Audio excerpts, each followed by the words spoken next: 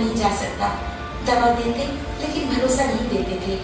मैं बहुत देर बैठ भी नहीं सकती थी, लेकिन अब आराम से बैठ सकती हूँ और इसकी वजह है प्रभु यीशु की दया। आज इस तरह कपड़े पहन पा रही हूँ, वजह है हमारे परमेश्वर। 4 सालों से मैं कोई ढंग के कपड़े नहीं पहन पा रही थी। कभी कभी हताश होकर कोई पोशाक पहन भी लेती तो उसे उतारने में मेरी माँ को बड़ी परेशानी होती, क्योंकि कपड़ा शरीर से चिपक जाता और कपड़े निकालने वक्त चमड़ी भी उधर जाती। कभी कभी उन्हें कपड़े काटने पड़ते ताकि चमड़ी ना उतरे। तब हमें किसी ने लव ऑफ जीसस मिनिस्ट्री के बारे में बताया, जो हर शनिवार को होती है। दूसरे दिन सुबह मुझे उठाकर मेरी माँ पिताजी मुझे गिरजाघर ले गए। भीड़ को देखकर मैं डर गई। उतनी भीड़ में मुझे बड़ा अजीब सा महसूस हो रहा था। लोग मेरे पास में नहीं बैठते थे क्योंकि बदबू बहुत थी। मैंने अपने पिताजी से कहा कि मुझे वहाँ से ले जाए, लेकिन उसी समय अंकल जवाहर सैमुअल जी का प्रचार सुना। कह रहे थे कि थोड़ी ही देर में हम प्रभु की आत्मा और उसका रथ अपने में उतरते पाएंगे और हमें रोटी भी प्राप्त होगी। उस समय मुझे चमत्कारी आत्मा मुझ में प्रवेश कर रही ऐसा लगा। उनकी बातें सुनकर मैंने अपने पिताजी के कंधों पर सर रखा और अंकल का प्रचार सुनने लगी। सभा की समाप्ति के बाद मेरी माँ पिताजी अंकल सैमुअल जी के पास गए और अपने दुखों के बारे में उन्हें बताया। मैं चल भी नहीं सकती थी, चुपचाप कुर्सी पर बैठी थी। अंकल मेरे पास आए। मैं झिझक रही थी। उन्होंने अपने हाथ मुझ पर रखे और मेरे लिए प्रार्थना की। मेरा शरीर इतनी सड़ी हुई हालत में था कि कोई डॉक्टर उसे नहीं छूता। शरीर से बदबू आती, बहुत बुरी बदबू आती। शरीर से पीप और खून बाहर रिस रहा था। मुझसे अपनी ये हालत बर्दाश्त नहीं हो रही थी। अपने आप से मुझे घिन आ रही थी। 2 साल तक मैं ऐसी हालत से गुजर रही थी। अंकल सैमुअल जरा सा भी नहीं झिझके। ये भी नहीं सोचा कि ये रोग कहीं उन्हें न लग जाए। उन्होंने परमेश्वर से प्रार्थना की और आशीष का तेल मेरे पूरे शरीर पर सिर से पांव तक मला। आज तक किसी को मेरे शरीर को छूने की भी हिम्मत नहीं हुई थी। आज उन्होंने पूरे शरीर पर तेल मला, प्रार्थना की। मेरे मन में विश्वास जागा और इसी विश्वास और खुशी के साथ मैं घर लौटी। 3 दिनों में ही चंगाई नजर आने लगी।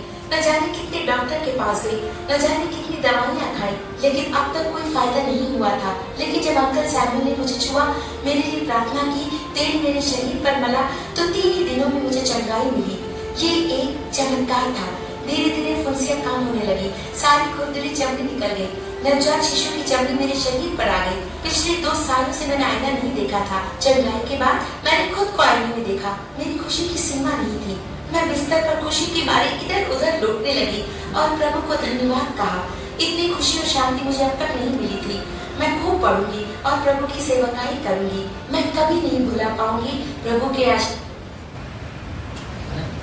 ये कोई फेक नहीं है, एक सच्ची घटना है। जिसके जीवन में तकलीफ होता है वही जानता है कि तकलीफ क्या होता है ना। बहुत सारे लोग नहीं समझते हैं, दुखों में अपने जीवन को व्यतीत कर देते हैं। जात में, धर्म में, अलग अलग की है ना अंधविश्वास की बातों में लोग क्या करते हैं, दुखों को झेलते रहते हैं। और यीशु मसीह बोलते हैं, हे सब परिश्रम करने वालों और बोझ से दबे हुए लोग मेरे पास आओ, मैं तुम्हें विश्राम दूंगा। जिस विश्राम की बात मैं आप लोगों को करना, ऐसी चीजों से विश्राम देना चाहता है जो आपके वश में नहीं है। इसलिए अपने शरीर से जो है आप उसकी महिमा करें, स्तुति करें, आराधना करें, धन्यवाद करें और परमेश्वर के विश्वास में बढ़ते जाएं। जो भी आपकी समस्याएं हैं, प्रभु यीशु मसीह में विश्वास करेंगे। प्रार्थना और आपका विश्वास के द्वारा प्रभु यीशु मसीह आपको चंगा करेगा, आपको खड़ा करेगा। हालेलुया। अब होता है वो लड़की जब उसको अजीब लग रहा था ना कि मैं यहाँ से जाऊँ, है ना, तो उन्होंने क्या किया, जो प्रचार करने वाले थे उनकी बातों पर ध्यान लगाया है, सुनने लगे। जब सुनने लगी तो परमेश्वर का जो आत्मा था ना उनके अंदर गया, तो महसूस किया उन्होंने, है ना, परमेश्वर की शक्ति उनके अंदर गया और उसके लिए उन्होंने ध्यान से वचन को सुना और परमेश्वर ने उन्हें चंगा किया, है ना। कितने सालों से परेशान थे, आपने अच्छे सुना। अगर आपको इसे सुनना है तो YouTube पे है, आप कभी भी डालोगे ना यीशु मसीह की गवाही ना, चंगाई की गवाही, तो आपको मिल जाएंगे। यही नहीं और भी बहुत सारे मिल जाएंगे, ठीक है, ये भी मिल जाएंगे। आप सुन सकते हो दोबारा और दूसरे को भी आप बता सकते हो। कोई भी बीमार में है, तकलीफ में है, मुसीबत में है, उसे आप बता सकते हो कि प्रार्थना में आए, चर्च में आए और उनको प्रभु चंगा करेगा। ठीक है, हालेलुया। परंतु विश्वास से आए, क्योंकि विश्वास के बगैर कुछ होता नहीं है ना। क्योंकि यहाँ पे कोई मूर्त नहीं दिखेगी, ना कोई फोटो दिखेगा, ना कोई आप चढ़ावा लेके आओगे, है ना, कि आप चढ़ाओगे तो परमेश्वर खुश हो जाएगा और वो आपको आशीष करेगा, आपका सुन लेगा, है ना। क्योंकि परमेश्वर एक आत्मा है, वो हमारे बीच में आत्मा के रूप में निवास करते हैं, आपको पता है। हालेलुया। आप उनको फोटो में, मूर्त में, पत्थर में ढूंढोगे तो वो ईश्वर नहीं मिलेगा। ईश्वर बोलता है स्वर्ग मेरा सिंहासन है और पृथ्वी मेरे पैरों की चौकी है, तो मेरे लिए कौन सा घर बनाएगा और मुझे रहने के लिए कौन सा जगह तैयार करेगा। हालेलुया। और परमेश्वर ने बोला तुम मनुष्य परमेश्वर को नहीं बना सकता, क्योंकि परमेश्वर ने मनुष्य को बनाया है। आमीन। और इसलिए बनाया है ताकि परमेश्वर जो है मनुष्य के साथ रह सके, है ना। हेलो, आपको पता है हर एक परिवार, हर एक व्यक्ति के साथ कोई न कोई जुड़ा रहता है। माँ बाप जुड़े रहते हैं, भाई बहन जुड़े रहते हैं, और उसमें सबसे बड़ा जो रोल होता है वो पति और पत्नी का होता है। किसका होता है? पति और पत्नी का, है ना। वो जो रिश्ता होता है माँ बाप से भी बड़ा रिश्ता होता है। कितने लोग जानते हैं इस बात? आप अगर बेटे हैं तो आप सब बातें माँ को बाप को नहीं बता सकते, और पत्नी को सब बात बता सकते। अगर आप लड़की हैं, आप औरत है, तो आप जो है अपने पति को सारी बातें बता सकती हैं, परंतु सबको बता नहीं सकते। ठीक है। तो एक जो है परमेश्वर के अलावा अगर कोई आपको शरीर के रूप में साथ में रहने के लिए अगर किसी को दिया है तो वो पति और पत्नी होते हैं, जो आप एक दूसरे को बता सकते हैं। देखो, जब तक शादी नहीं होता बच्चे लोग माँ बाप को अपना बातें शेयर करते हैं, वो अलग बात है ना, पर हमेशा नहीं कर सकते। कुछ ऐसी सी बातें होती जो हर बातें शेयर नहीं कर सकते। इसके लिए परमेश्वर ने क्या किया है? हेलो, आपने चालू किया बेटा? तो परमेश्वर ने क्या किया है इसके लिए? हमें हर एक को अकेला नहीं दिया, है ना, एक साथी दिया। बोला जब परमेश्वर ने मनुष्य को बनाया तो अकेला बनाया था, इसका नाम था आदम। क्या नाम था? आदम, है ना। उसके बाद देखा कि हर एक पक्षी के, जीव जंतु को, कि हर एक ना, जितने भी प्राणी थे धरती के, सबके जोड़े थे, परंतु मनुष्य केवल अकेला था। तो परमेश्वर ने देखा कि अकेला रहना इसके लिए अच्छा नहीं है, इसलिए परमेश्वर ने मनुष्य के एक पसली निकाली, है ना, एक पसली निकाली, उस पसली से उस एक औरत को बनाया, जिसको बोलते हैं नारी। क्या बोलते हैं? नारी। इसलिए क्योंकि नर से निकली है वो नारी, और वो साथ रहने के लिए, ताकि वो अकेला ना रहे। किसके रूप में? शरीर के रूप में। किसके रूप में? शरीर के रूप में। आपको पता है, और एक व्यक्ति और है, सुनो, कभी कभी ऐसा भी चीज होता है कि आप पत्नी होने के बावजूद भी, पति होने के बावजूद भी आप हमेशा साथ नहीं रह सकते। कुछ लम्हा होता है नहीं होता? हेलो, ऐसा भी हो जाता है कि जो है आप साथ नहीं रहते, परंतु परमेश्वर क्या बोलता है? मैं तुमको कभी छोड़ूंगा नहीं, मैं कभी तुम्हें त्यागूंगा नहीं, है ना। बोलता है जिसको मैंने दिया है वो भी शायद कुछ पल के लिए तुम्हारा साथ न दे सके, या तो ऐसी चीजें आए, मुसीबत आए और वो आपकी मदद न कर पाए, परंतु मैं तुम्हें सदा तुम्हारे साथ रह के तुम्हारी मदद करूंगा। पर वो साथ कैसे रहेगा? चलो, किसी को आइडिया है परमेश्वर हमारे साथ कैसे रहता है? मैंने क्या बोला था अभी? परमेश्वर स्वर्ग में बैठता है और पृथ्वी पे पैर रखता है। बोलता स्वर्ग मेरा सिंहासन है, पृथ्वी मेरे पांव की पीढ़ी है। अगर शरीर के रूप में आ गया आपके पास तो फिर क्या होगा? वो बहुत बड़ा है ना। परमेश्वर बोलता है कि तुम्हारा शरीर मेरे आत्मा का मंदिर है। क्या बोलता है? तुम मुझे जो है फोटो में, मूर्त में मत ढूंढो, मंदिर में मत ढूंढो, क्योंकि मंदिर तुम ही हो। हेलो, जिसमें मैं रहने के लिए, तुम्हारे साथ मदद करने के लिए बनाया है तुमको, है ना, वो तुम्हारा शरीर है जिसके साथ में रह सकता हूं मैं हमेशा। आमीन। कुछ लोग बोलते हैं मुझे दर्शन करने जाना है, बोलते हैं ना, मुझे दर्शन करने जाना है। क्यों दर्शन करने जाना है? क्योंकि उनको दर्शन नहीं मिल रहा है ना। तो दर्शन करने के लिए बहुत, कोई नजदीक जाता है, कोई दूर जाता है, कोई पहाड़ चढ़ता है, कोई, है ना, क्या कहां धाम जाता है, कोई विदेश जाता है, जाते नहीं जाते, है ना। परंतु परमेश्वर बोलता है तब भी तुम मुझे नहीं पा सकते। हेलो, क्योंकि जिसको तुम जा रहा है मिलने के लिए वो मैं नहीं हूं। हेलो, मैंने तुमको क्या बोला है कि तुम्हारा शरीर मेरे आत्मा का मंदिर है। अगर तुमको मिलूंगा तो तुम्हारे पास मिलूंगा मैं। किसके पास? तुम्हारे पास। हेलो, समझ में है? परंतु वो रहेगा तो मिलेगा ना। आज क्यों लोग परमेश्वर को मंदिरों में ढूंढते हैं, मूर्त में ढूंढते हैं, फोटो में ढूंढते हैं? क्योंकि उनके जीवन में परमेश्वर नहीं रहता। हेलो, मेरी बात समझ रहा है? उनके जीवन में परमेश्वर नहीं रहता। आखिर किस वजह से परमेश्वर नहीं रहता उनके पास? पता है आपको? इसीलिए तो ढूंढते हैं लोग। समस्या आने पे आप उनको अपने पास नहीं बोलोगे, कहीं ढूंढोगे, कहीं मंदिर में जाए, कहीं किधर जाए, कहीं किधर जाए, है ना?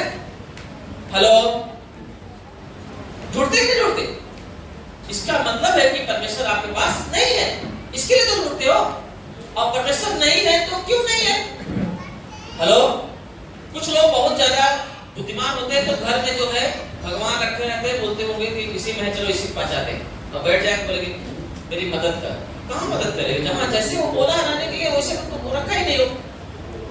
हेलो, वो तो तुम्हारे अंदर आना चाहता है और तुम्हारे अंदर रहेगा तो तुम पापी नहीं रहोगे, दुष्ट नहीं रहोगे, है ना? जैसे अब ये अंधेरा दूर होने के लिए क्या करते हैं? लाइट जला होते हैं, है ना? सूर्य उदय होता है, रात चली जाती है, अंधेरा चला जाता है। और हम अंधेरा है, अगर हम लाइट चालू करेंगे तो अंधेरा भाग जाता है। उसी प्रकार से यीशु ने बोला मैं ज्योति हूं। क्या हूं? जीवन की ज्योति हूं। अगर मैं तुम्हारे अंदर आऊंगा तो अंधकार तो आएगा ही नहीं। अंधकार का मतलब क्या होता है? ये जो रात दिन होता है वो अंधकार की बात नहीं कर रहा है, वो तो जरूरी है, क्योंकि आपका शरीर जो है परमेश्वर का मंदिर है और एक प्रकार का एक मशीन भी है ना? आपको पता है कोई भी मशीन अगर चालू रहेगा हमेशा के लिए तो खराब होने का है ना चांसेस आता है, नहीं आता? तो आराम चाहिए क्या चाहिए? हेलो, गाड़ी है, मशीन एक है, उसको चलाते रहो चलाते रहो चलाते रहो तो क्या हो जाएगा? गर्म हो जाएगा उसका और ब्लास्ट होगा, बराबर नहीं?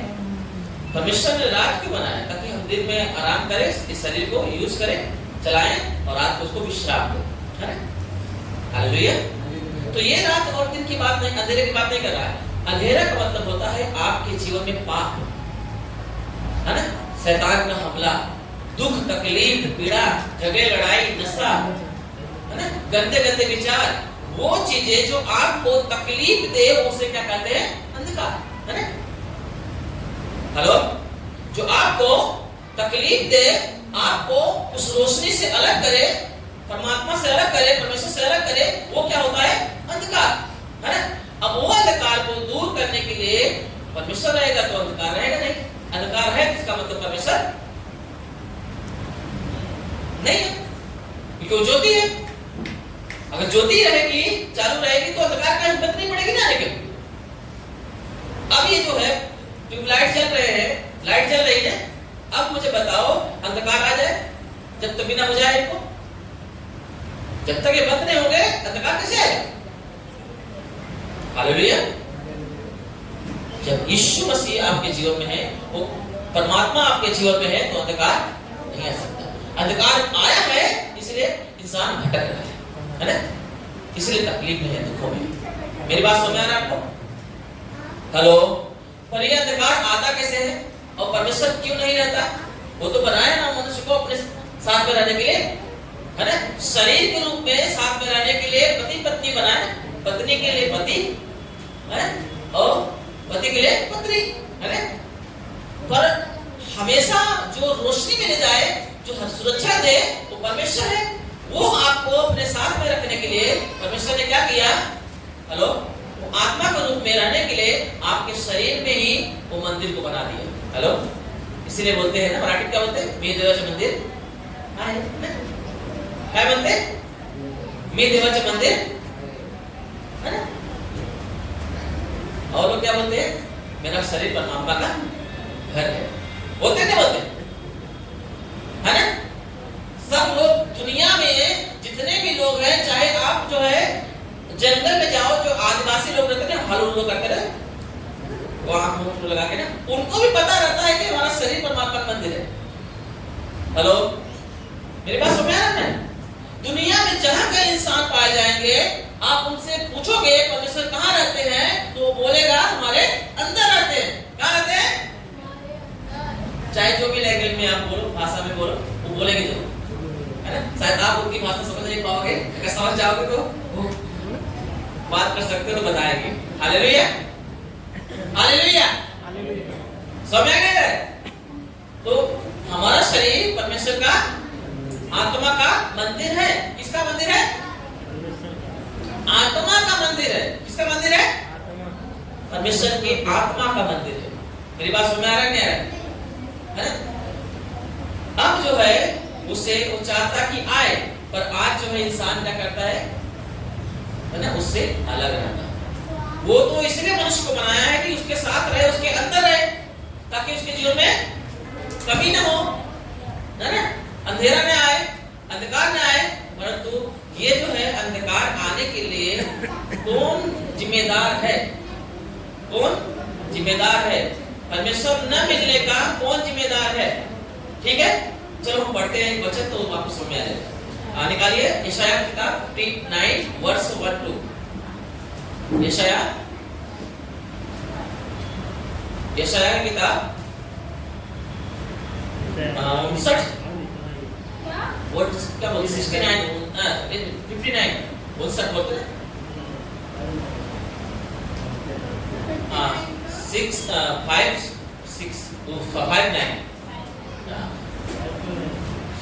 हालेलुया, मिला आपको? चलिए, क्या लिखा है? 5 नहीं, 1-2।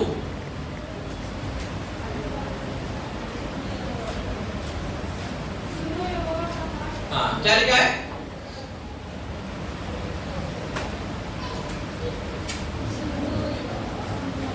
सुनो, यहोवा का हाथ ऐसा छोटा नहीं हो गया कि तुम्हारा उद्धार ना कर सके, न वह ऐसा बहरा हो गया है कि सुन न सके। और आगे परंतु तुम्हारे अधर्म के कामों ने तुमको तुम्हारे परमेश्वर से अलग कर दिया है, और तुम्हारे पापों के कारण उसका मुंह तुमसे ऐसा छिपा है कि वह सुन नहीं सकता। हालेलुया, समझ आ गया? कौन जिम्मेदार है? कौन जिम्मेदार है? क्या लिखा है? परमेश्वर का हाथ इतना छोटा नहीं है कि तुम्हारा रक्षा न कर सके, तुम्हारा उद्धार न कर सके, तुम्हारे जीवन से अंधकार को दूर न कर सके। हेलो, मेरी बात समझ में आ रहा है? इतना छोटा नहीं है, परंतु ये क्यों होता है? मनुष्य के अधर्म के पाप, है ना? उसके पापों के कारण, उसके अधर्म के कारण परमेश्वर का मुंह उससे छिपा हुआ है ना? चेहरा छिपा हुआ है, दूरी है। क्या है? दूरी है। मेरी बात समझ आ रही है? वो दूर हो जाता है क्योंकि मनुष्य जो है उस चीज का चुनाव करता है, उस चीज का चुनाव करता है जिसे चुनने के लिए प्रभु मना करता है ना? हेलो, आप देखे होंगे बच्चे लोग जो है, जो मना करते वही उसको छूते, है ना? हालेलुया, जो चीज आप मना करोगे कि इसको मत छुओ, वही क्या करेंगे? छुएंगे। ऐसे हम भी तो परमेश्वर के बच्चे हैं ना? हेलो, परमेश्वर ने जो मना करता है वही इंसान करने की कोशिश करता है ना? परंतु खतरनाक होता है। हेलो, जब आप परमेश्वर बोलता है इस रास्ते पे चलो, ये चीज करो, और वो न करके आप अपनी मनमानी करते हैं, तो आप पाप करते हैं। क्या करते हैं? पाप करते हैं। और ऐसी कंडीशन में परमेश्वर आपसे दूर हो जाता है। क्या हो जाता है? दूर हो जाता है। क्यों? आपको पता है, अगर आपका शरीर परमेश्वर का मंदिर है, आपको पता है कि अगर आप एक इंसान है तो आप कीचड़ में नहीं रहेंगे क्या? नहीं, गटर की नाली है ना, जिसमें संडास बहता रहता है ना, उसमें 1 घंटे के लिए डाल दो, बोलो इसमें रहो, तो रहने की इच्छा होगी किसकी? होगी क्या? परमेश्वर की नजरों में जो मनुष्य का पाप है ना, उससे भी ज्यादा घृणित है। हेलो, उससे भी ज्यादा घृणित है मनुष्य के अंदर पाप। आपको पता है मनुष्य के अंदर जो खाता है उससे भी जो है वो सड़ के उसमें से तत्व निकल जाता है, वो भी संडास में बदल जाता है। ठीक है, फिर भी परमेश्वर उसे मंदिर बनाया हुआ है, उसके अंदर रहता है। हेलो, उससे घृणा नहीं करता। मेरी बात समझ में आया ना? हेलो, परंतु एक व्यक्ति जो परमेश्वर जो बात नहीं मना करता करने के लिए अगर वो करता है तो परमेश्वर उससे घृणा करता है, वो उनको अच्छा नहीं लगता। मेरी बात समझ में आया? तो इसीलिए जब मनुष्य के जीवन में समस्याएं आती हैं, है ना, उसका कारण कौन है? मनुष्य। क्योंकि जो मदद करने वाला था, जो तुमको अंधेरे से दूर करने वाला था, जिसका तुम मंदिर हो, तुमने मंदिर को क्या करके गंदा करके रख दिया है। हेलो, वो मंदिर जिसमें परमेश्वर निवास करता है, वो जो है वो मन को तुमने गंदा करके रख दिया है। इसीलिए यीशु ने बोला अगर मुझे वापस दोबारा आना है तो पहले तुमको क्या करना पड़ेगा? मन फिराना पड़ेगा। क्या फिराना पड़ेगा? मन फिराना पड़ेगा। क्योंकि तुमने मन जो मंदिर है, जो तुम्हारा शरीर मेरा मंदिर है आत्मा का, तुमने उसे क्या किया है? गंदा कर दिया है। जब तुम मन फिराओगे, इसका मतलब क्या पता है? तुमने जो गलती किया है, हेलो, तुम उसको ठीक नहीं कर सकते। हेलो, जो तुमने पाप किया है तुम उसे ठीक नहीं कर सकते। कौन इंसान है जो मन को साफ कर सकता है? कोई है? नहीं, मतलब तुम ठीक नहीं कर सकते। तो तुम क्या करो पता है? तुम मेरे पास आओ और मुझसे बोलो कि अब मैं ऐसी गलती नहीं करूंगा, तुम मुझे धो के शुद्ध कर, अब जो तू रास्ता बताएगा मैं उस रास्ते में चलूंगा। मेरे जीवन से एक दुख को, ये बीमारी को, तकलीफ को दूर कर। हालेलुया। जब एक व्यक्ति इस तरीके से परमेश्वर के पास आता है, यीशु मसीह के पास आता है और ये बात को स्वीकार करता है कि मैं एक पापी हूं, मैंने वो रास्ता चुना जो मुझे नहीं करना चाहिए, है ना? ठीक है, कुछ लोग बोलते बहुत अच्छे हैं, मैं बोलता कोई अच्छा नहीं। अगर आपके माँ बाप या पूर्वज लोग भी पाप किए हैं तो वो भी खून के अंदर, वो भी हमारे साथ जुड़ जाता है ना? कोई भी इंसान ऐसा नहीं कि पापी न हो, है ना?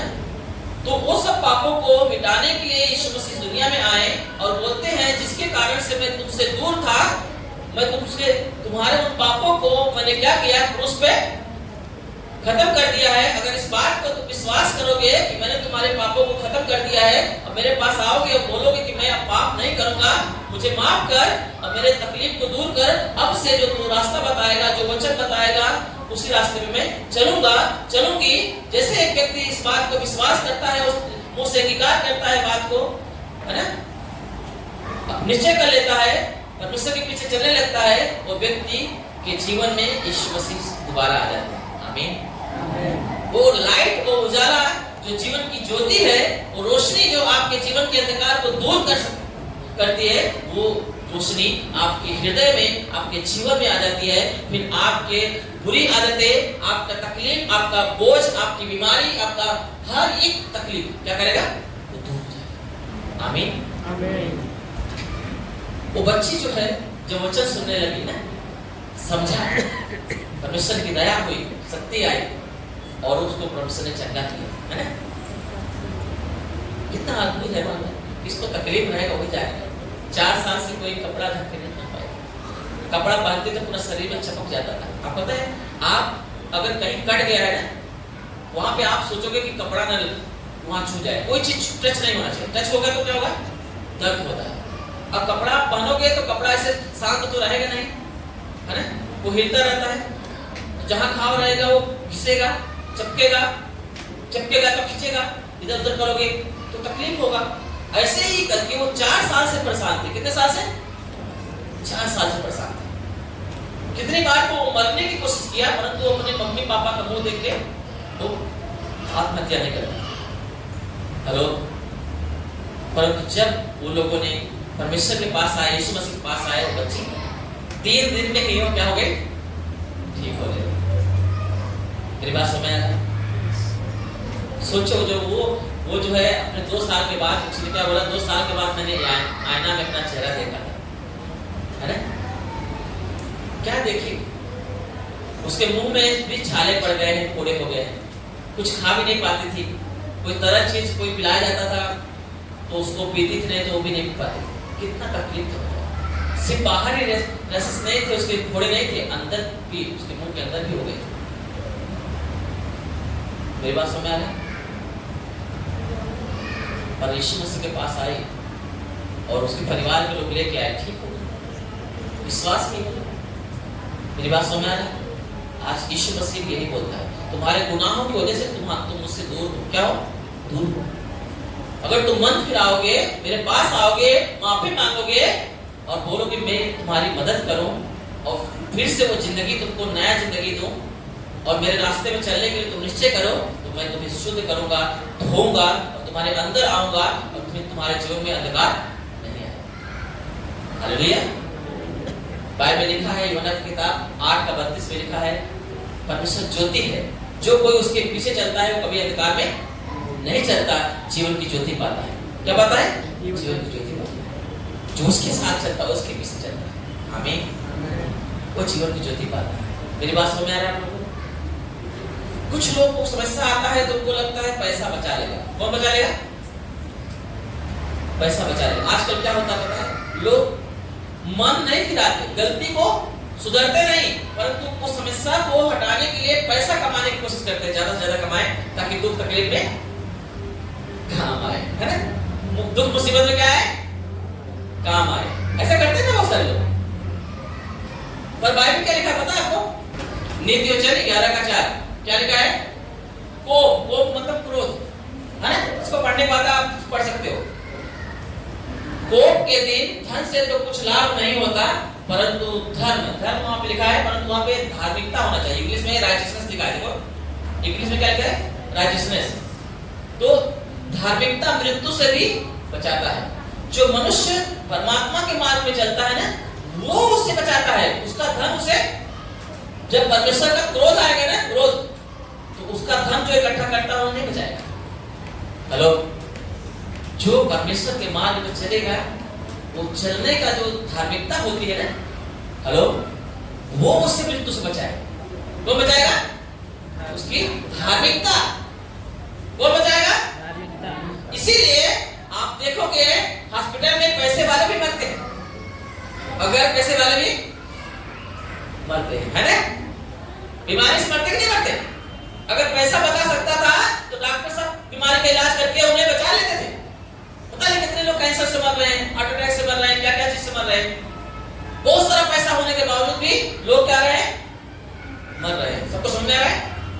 तो आजकल के लोग क्या करते हैं, अगर ज्यादा समस्या आए तो वो क्या करते हैं, ज्यादा पैसा कमाने के लिए सोचते हैं ताकि उनका हम इलाज कैसे करें, है ना?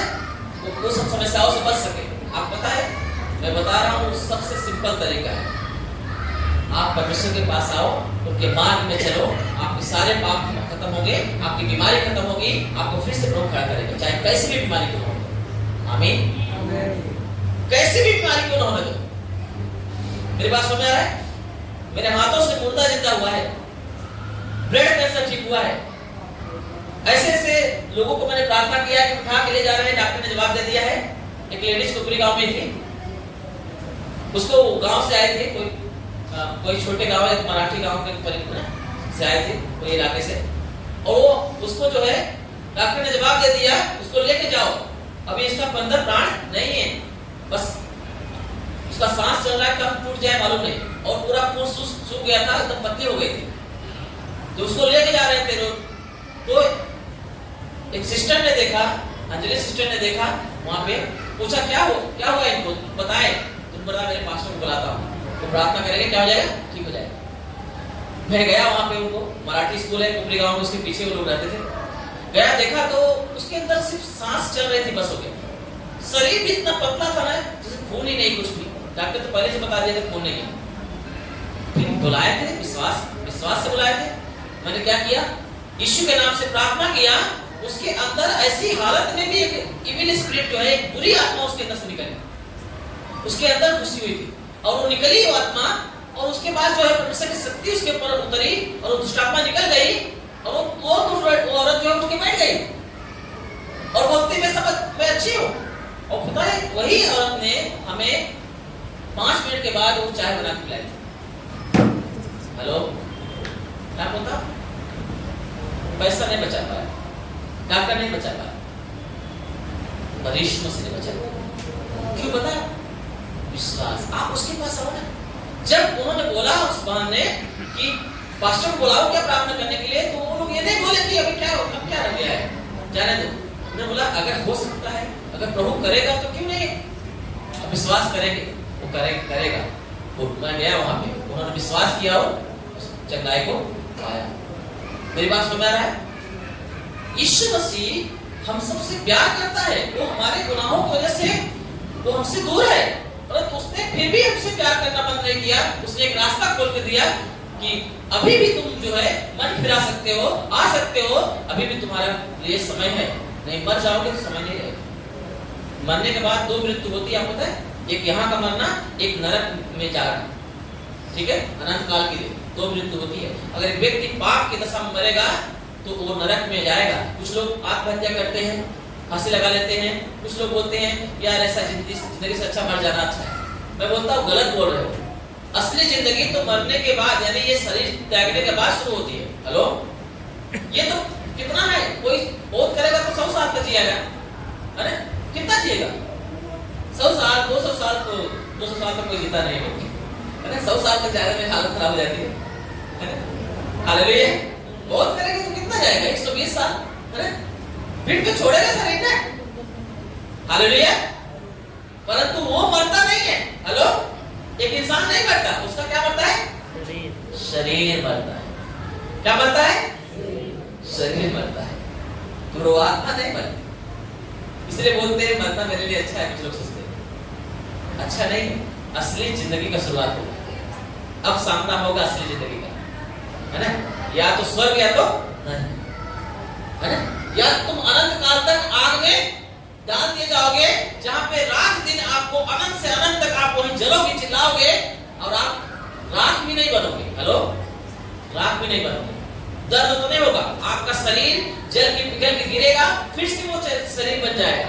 हेलो, और ये प्रतिक्रिया जो है, जैसे आप सूर्य जानते हो, सूर्य को रोशनी देता है ना हमें, उसकी रोशनी कभी बुझी है? हेलो, क्यों पता है? उसके अंदर एक रिएक्शन होता है, उसमें हाइड्रोजन और हीलियम तत्व पाए जाते हैं, और वो जो है वो ऐसे तत्व है ना, जब टूटते हैं ना उसके अंदर, तो वो आग पैदा करता है, और जब टूटते हैं ना वो तुरंत जुड़ जाते हैं और फिर भी आग पैदा करता है, और ऐसी प्रतिक्रिया वो हमेशा होता रहता है, और इसलिए वो सूर्य कभी बुझता नहीं है। मेरी बात समझ में आ रहा है? हेलो, ऐसे ही नरक में बॉडी के साथ होगा, शरीर के साथ होगा। नरक में जो जाएगा अनंत काल तक, उसका शरीर पिघलेगा, जलेगा, फिर वापस वैसे बन जाएगा, और दर्द उतना नहीं होगा। वो दर्द, वो पीड़ा कभी खत्म नहीं होगा।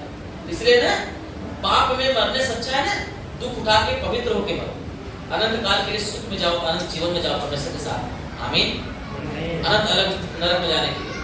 इसलिए बता रहा हूँ, 2 मृत्यु है और 2 जीवन है। एक शरीर यहाँ का जीवन है, एक अनंत जीवन है जो परमेश्वर के साथ में हम रह के बिताएंगे। आमीन।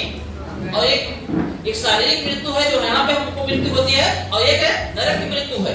हेलो, जिसके पास 2 जीवन है उसके पास 1 मृत्यु है, जिसके पास 2 मृत्यु है उसके पास 1 जीवन है। तो समझ आ रहा है क्या बोल रहा हूं? जिसके पास 2 मृत्यु है उसके पास 1 जीवन है, जिसके पास 2 जीवन है उसके पास 1 ही मृत्यु है। बहुत करेंगे तो क्या करेंगे? कुछ दुश्मन या पापी या कुछ भी शत्रु, है ना, शैतान शरीर को घात कर सकता है ना। आत्मा तो 2 मरने नहीं देगा, अनंत काल के लिए जिलाएगा। आमीन। हेलो, 1 ही मृत्यु दे सकता है ना, दूसरी मृत्यु का अधिकार उसे नहीं है। हालेलुया। दूसरी मृत्यु का अधिकार नहीं है, परंतु इसीलिए यीशु ने बोला जो कोई अपने प्राण को बचाना चाहे वो उसे खो देगा, और जो कोई मेरे कारण अपना प्राण भी खो देगा उसे बचा लेगा। और बोलता है तुम ऐसे लोगों से मत डरो जो तुम्हारे शरीर को घात करते रहे, है ना। ऐसे लोगों से मत डरो, और उससे डरो जो तुम्हारे शरीर और तुम्हारे आत्मा को दोनों को नरक में नाश कर सकता है, उससे डरो। हेलो, और आजकल क्या होते हैं लोग, यीशु मसीह में पता है कुछ लोग नहीं आते डर के बारे में। क्या बोलेंगे हमारे धर्म के लोग, जात के लोग बोलेंगे अरे यीशु मसीह क्रिश्चियन बन गए, ईसाई बन गया। एक्चुअली कोई ईसाई क्रिश्चियन नहीं बनता, परंतु ये अफवाह फैला के रखे हैं। मैं भी पास्टर हूँ, प्रचार कर रहा हूँ। मेरा नाम राम मिलन है। मैं जो था वही था, पर मेरा जीवन बदल गया। आमीन। हेलो, धर्म नहीं बदलता, जात नहीं बदलती, केवल जीवन बदलता है। मेरी बात समझ आ रहा है आप लोगों को? पर कुछ लोग डराते हैं, धर्म करके डराते हैं। परमेश्वर बोलता है उनसे मत डरो, है ना? ऐसे लोगों से मत डरो जो तुम्हारे शरीर को नुकसान कर सकते हैं, बहुत करके मारेंगे पीटेंगे। हेलो, आपको पता है एक लातूर में एक गवाही बताया था, लातूर की छोटी सी एक लड़की थी जो कॉलेज में पढ़ रही थी और वहां पे वो गलत संगति में चली गई। कैसे गलत संगति में चली गई? और उसी जगह पे उसी के क्लास में एक यीशु मसीह पर विश्वास करने वाली एक लड़की थी जो बहुत ही पवित्र और प्रभु को भय में अपना जीवन व्यतीत करती थी। और हमेशा जो है जब भी वो कुछ गलती करती थी, गलत रास्ते पे जाती थी, उसको समझाती थी कि बहन ऐसा मत कर, प्रार्थना में आ, प्रभु यीशु मसीह तुझे बताएगा कि सही क्या है गलत क्या है। पर वो आती नहीं थी, ठीक है? कई समय से, कई महीने से उसे बोलती थी आओ आओ आओ, पर आती नहीं थी। एक दिन उसने बोला चलो एक संडे को छुट्टी तो रहता है, जाके देख के आते हैं कि वहां होता क्या है। उसके बाद जब वो प्रार्थना में गई वो लड़की, तो उसको अच्छा लगा क्योंकि पवित्र बातें थी। उसको लगा कि मैं गलत हूँ, मैंने जो भी काम कर रही हूँ ये परमेश्वर की मर्जी के क्या है खिलाफ है।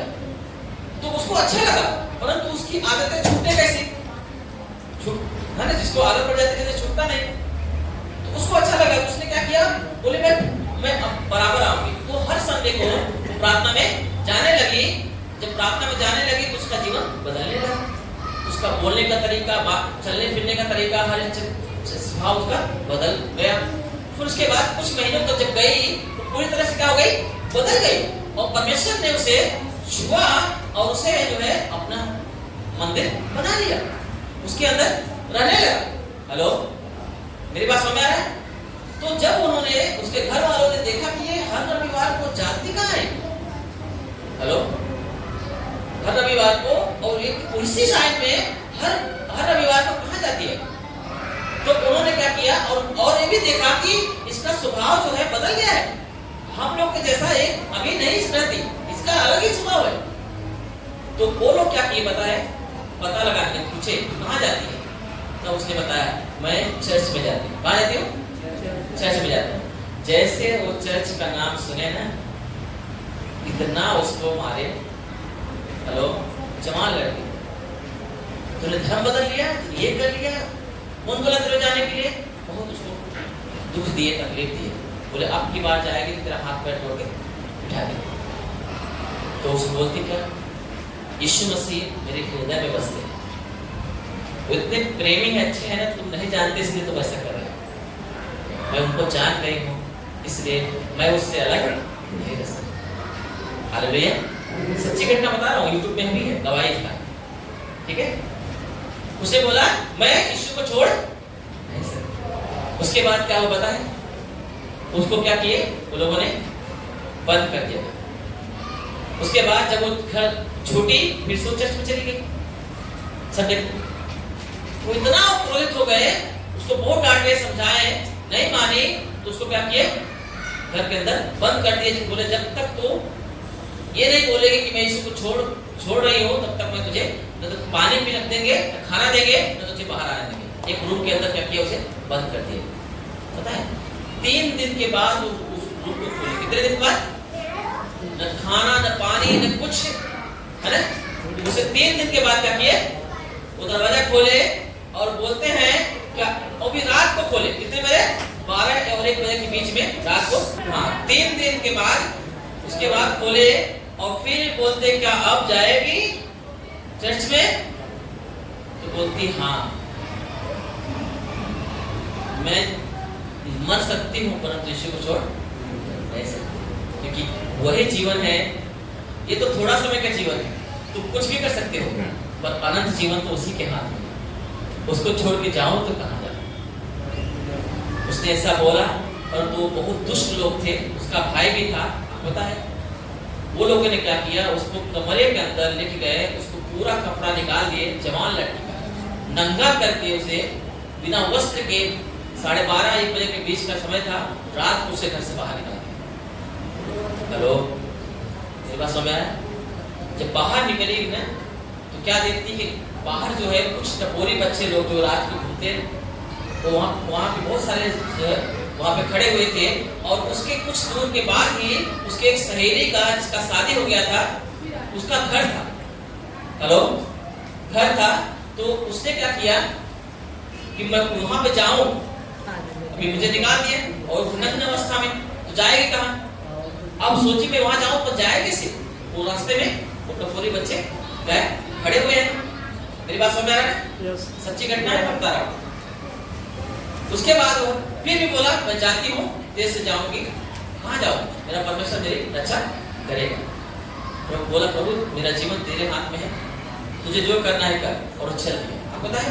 और वो तेज से, आपको पता है जब ऐसे हाथ करते तो धीरे धीरे तो नहीं जाएगा कोई, वो तेज से गई, और जब गई तो वो देख के उसको जो है वो क्रॉस हो गई, और पीछे पीछे वो लड़के भी चल पड़ गए और गए। वो जल्दी से उसके घर को दरवाजा खटखटाया, ऐसी हालत में देखा उसका मित्र जो सहेली थी अंदर ले लिया उसको कपड़ा उपड़ा दिया पहनने के लिए। तब से वो बच्चे आ गए और दरवाजा खटखटाने लगे और वो डर गए। हेलो, फिर कैसे भी करके दरवाजा खटखटाते रहे, दरवाजा खोला उसने, उसकी सहेली ने, और बोला कि इस घर में एक लड़की आई। हेलो, हमने उसको देखा है और हम उसको पहचाना चाहते कि वो है कौन। तो क्या है, डर के मारे क्या बोलती है डर से कि यहाँ पे कोई लड़की उड़की नहीं है। बोला हमने खुद देखा अपने आंखों से, यहीं पे आई। हेलो, पता है? तो बोलती है तुम्हारा क्या काम है? वो लोग क्या बोलते पता है?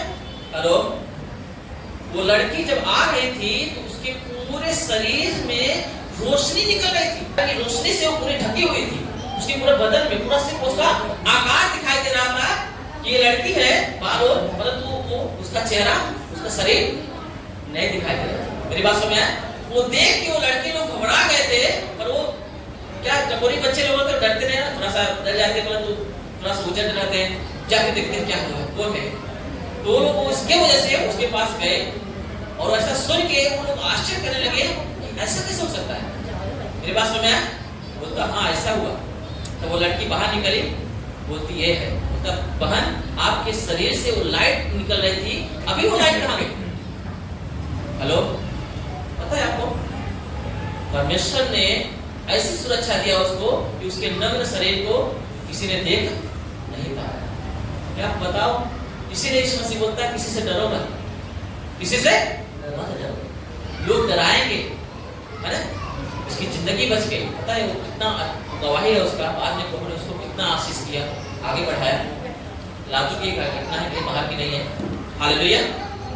मेरी बात समझ आ रहा है आप लोगों को?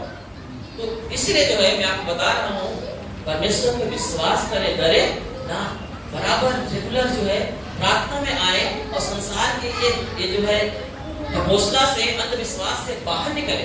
परमेश्वर एक ही है और वो आत्मा है, और हम सब उसका क्या है? मंदिर है।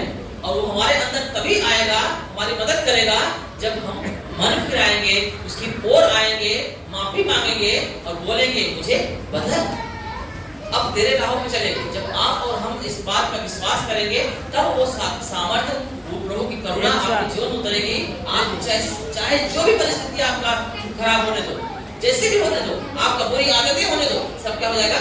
बदल जाएगा। आमीन। क्या हो जाएगा?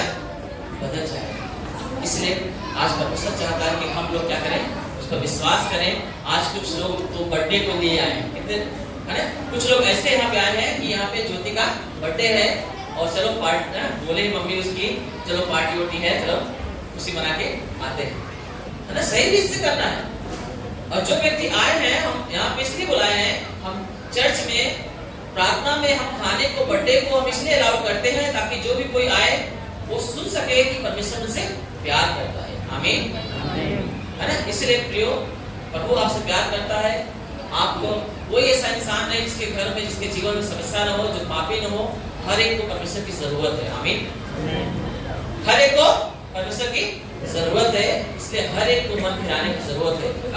अगर यहाँ पे है, अभी भी आप इस समय में भी यीशु मसीह को अपना उद्धारकर्ता स्वीकार कर सकते हैं, उसे अपने जीवन का मालिक बना सकते हैं। बस आपको एक छोटी सी प्रार्थना मेरे साथ दोहराना है और निश्चय करना है कि परमेश्वर आपके साथ रहे।